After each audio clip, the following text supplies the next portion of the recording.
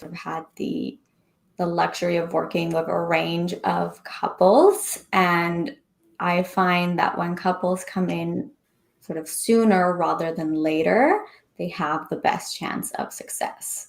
So, on average, couples will wait 6 to 7 years before they seek out any kind of professional support, by which point one or both partners may already have one foot out the door, or their problems will be more deeply entrenched. And so it becomes a lot harder to work through things at that point than when couples seek support early on, still sort of love each other, still feel motivated to work on things, and are sort of catching those things before they become really big. My interpretation is that there are different stages.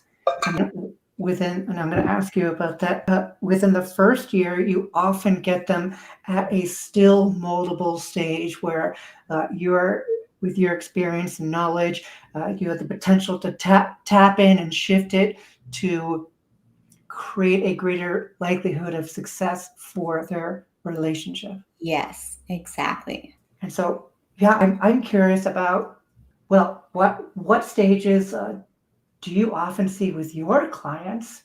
And yeah, what do they look like? So there are 5 stages, and they can be called a few different things. I think the ones that people most commonly know or think about are the honeymoon stage. So I don't often get couples in the honeymoon stage because everything is sort of great, everything is rosy at that point. And so they're not usually at a point where they're seeking support. I think people are sort of changing now and seeing couples counseling, or couples coaching as less of something you do when you're in crisis and as more of a preventative measure.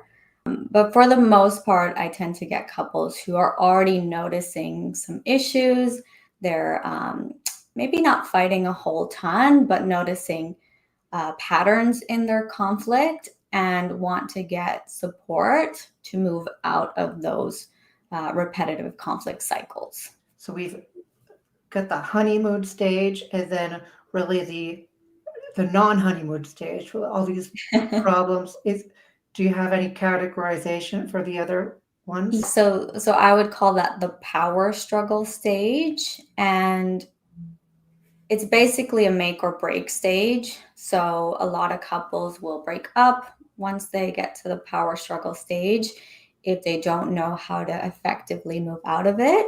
Because what you'll see is they will either sort of fight and get to the point where they feel like they have irreconcilable differences